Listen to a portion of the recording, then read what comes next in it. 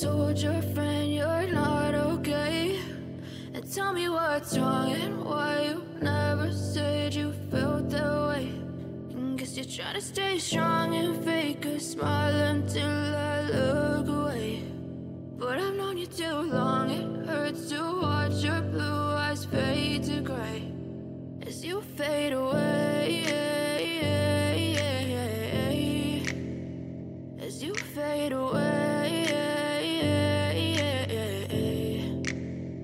Yeah, I'm about to fade away, cause every time I wake up I feel like it's Monday. Something's going wrong with all the chemicals up in my brain. All of a sudden I don't look at anything the same way. Got a build up of my thoughts sitting in an ashtray. I'm sorry that I'm so inconvenient, okay?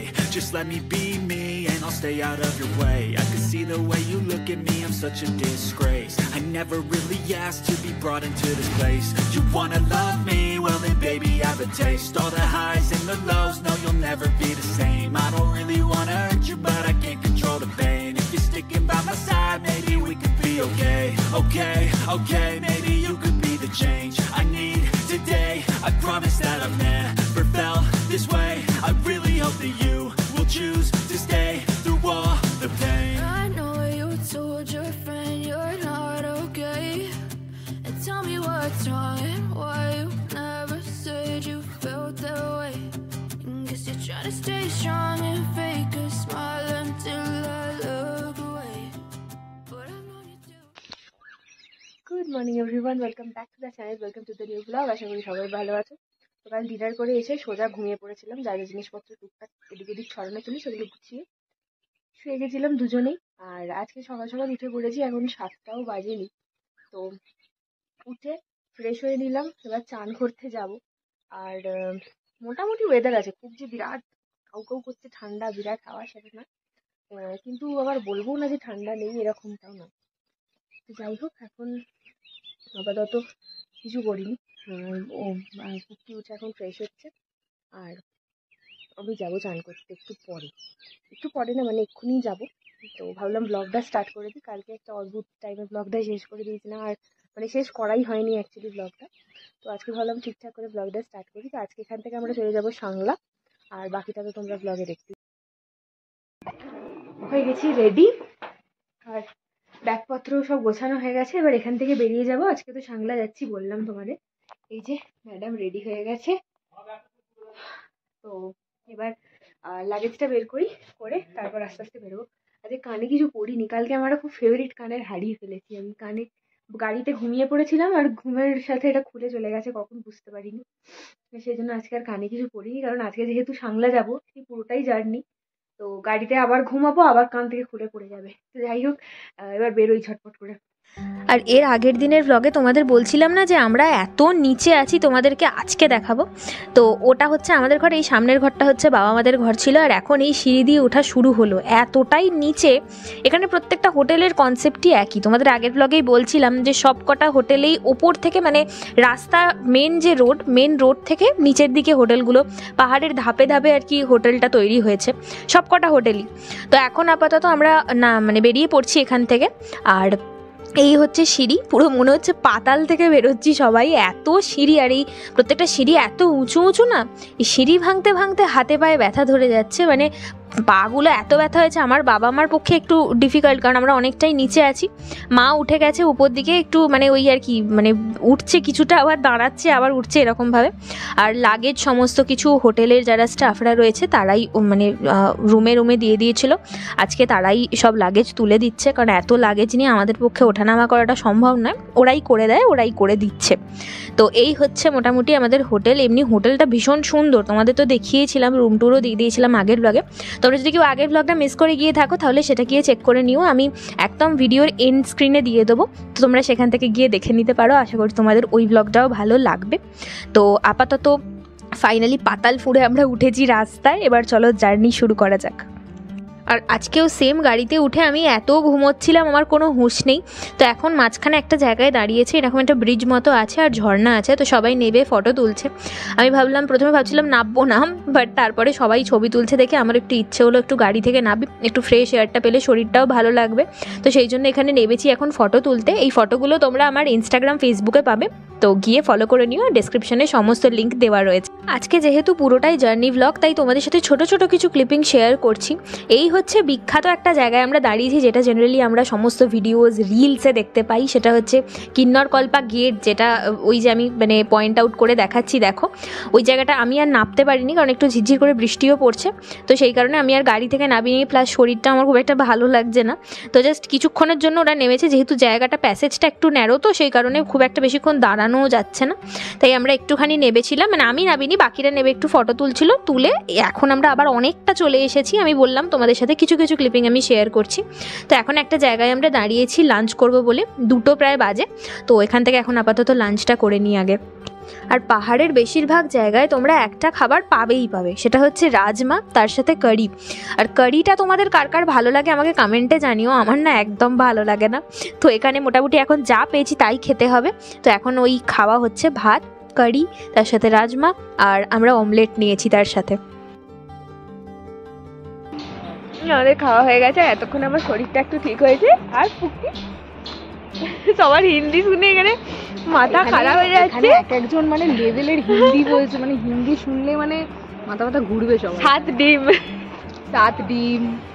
লোকটা যে লোকটা কি খাবার দিচ্ছে সে বলছে যে 7 ডিম ক্যা হ্যায়, 7 ডিম কা মতলব ক্যা হ্যায়, এমন সব হিন্দি বলছে। যাই হোক, এখন শরীরটা একটু ঠিক লাগছে, তবু খাওয়া দাওয়া করে এখান থেকে আরও আধ 1 ঘন্টা মতো লাগবে আমাদের যেতে। তো আবার গাড়িতে উঠবো, আবার যাওয়া শুরু হবে। তো চলো যাই।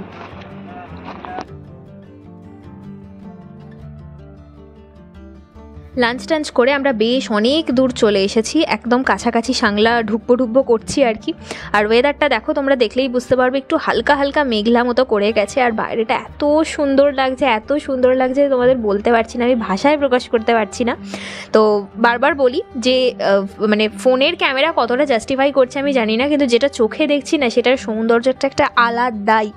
তো সামনে যে পাহাড়টা রয়েছে আমি তোমাদের দেখানোর চেষ্টা করছি, অনেকটাই দূরে, কিন্তু তাও যেন মনে হচ্ছে খুব কাছে। সেটাতে আবার একটু একটু বরফও আমরা দেখতে পাচ্ছি।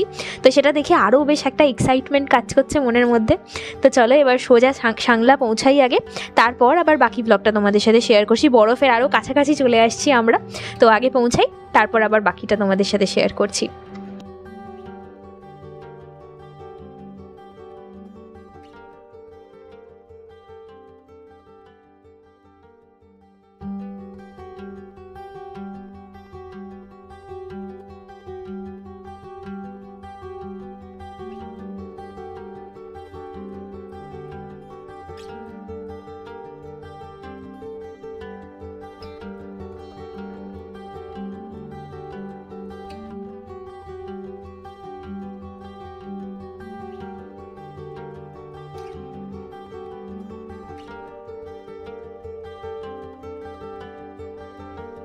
আর এই জায়গাগুলো না বেশিরভাগটাই ভীষণ পাথুরে, তোমরা রাস্তা দেখেই বুঝতে পারছো, দেখো।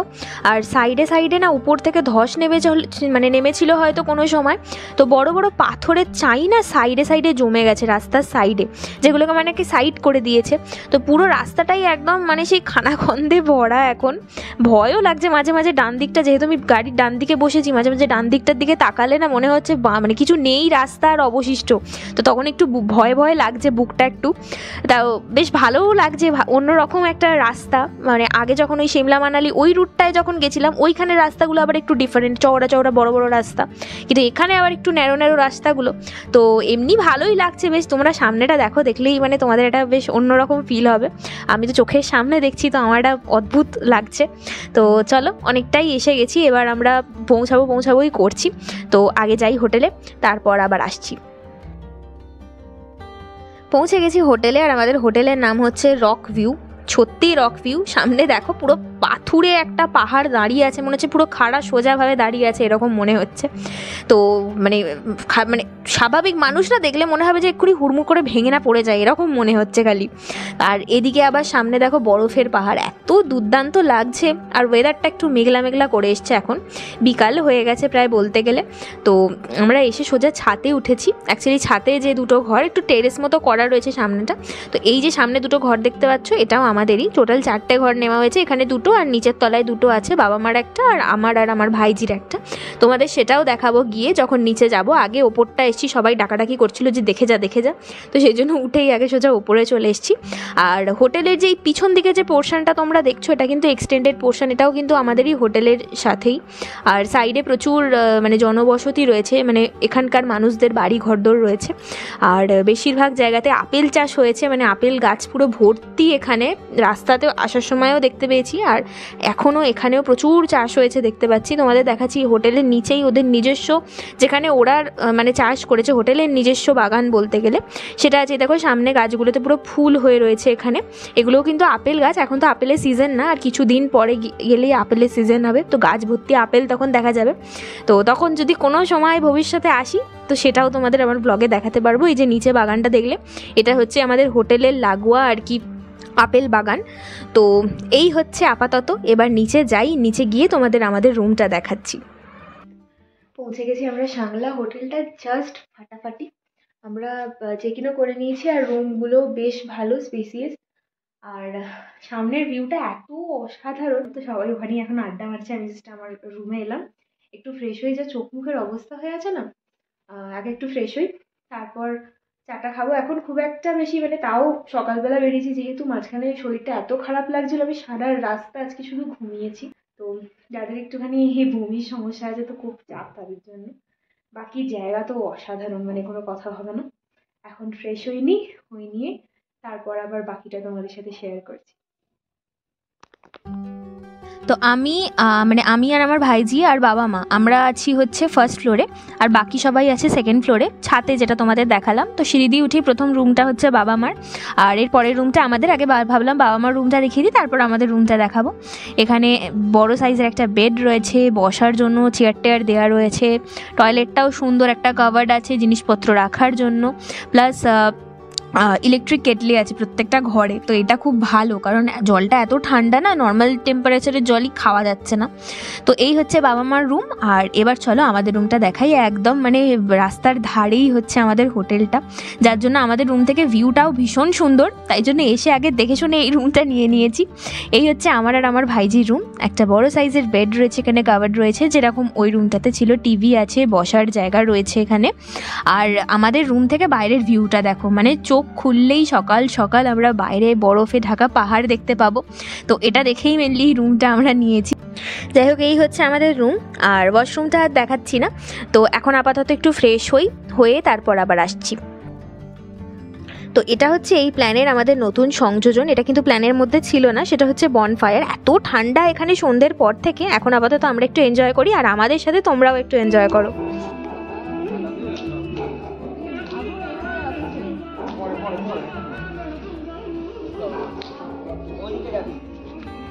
সবাই তাকাও।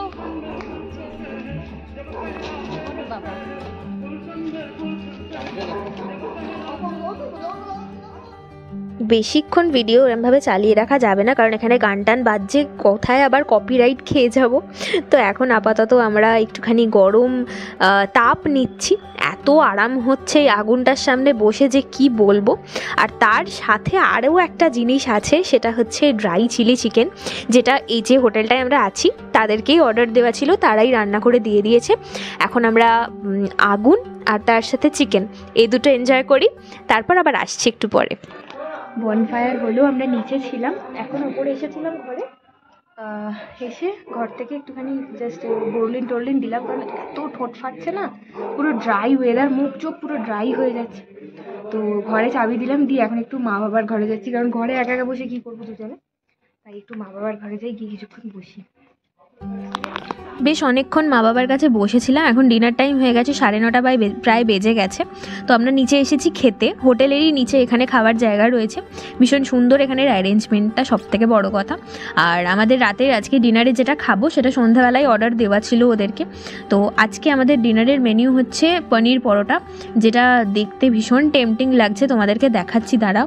আর সবাই ঠান্ডায় মানে পুরো জবুথবু অবস্থা, সব কানে মাথায় চাপা দেওয়া, বিশেষ করে প্রচণ্ড ঠান্ডা এখানে। আর এই হচ্ছে আমাদের পরোটাটা, কি ভালো দেখতে দেখো, ভিতরে ভরে ভরে পনির। তো আপনি খেয়ে নিই, কারণ ভীষণ খিদে পেয়েছে। তো ডিনার হয়ে গেছে আমাদের, আমরা রুমে চলে এসেছি, এখন শোবো। অনেক তাড়াতাড়ি 11:30 বাজে, এখন শুই না, কিন্তু এখানে শুতে হবে কারণ চারিদিক পুরো নিস্তব্ধ হয়ে গেছে আর প্রচন্ড ঠান্ডা, মানে ভীষণ ঠান্ডা এখন। তো শুয়ে যাই। কালকে যাব আমরা এখান থেকে ছিটকুড়ি, আর আরেকটা কি ফোর্ট বললো, কামরু ফোর্ট যাব। তো কালকের ব্লগটা আবার কালকে আসবে। আজকের মতো আপাতত এই ব্লগটা এখানেই শেষ করছি। যদি কিছু ভালো লাগে please to like, comment, share and subscribe my channel. আর বেল আইকনটাকে অল করে রেখো, যাতে আমি কোনো আপডেট দিলে তোমাদের কাছে নোটিফিকেশন পৌঁছে যায়, তোমরা ঝটপট করে সেটা দেখে নিতে পারো। তো চলো, আজকের মতো গুড নাইট, টাটা। দেখা হচ্ছে আবার কালকের ব্লগে আর একটা নতুন ব্লগের সাথে। আশা করছি তোমাদের ভালো লাগবে। তো চলো, টাটা, গুড নাইট।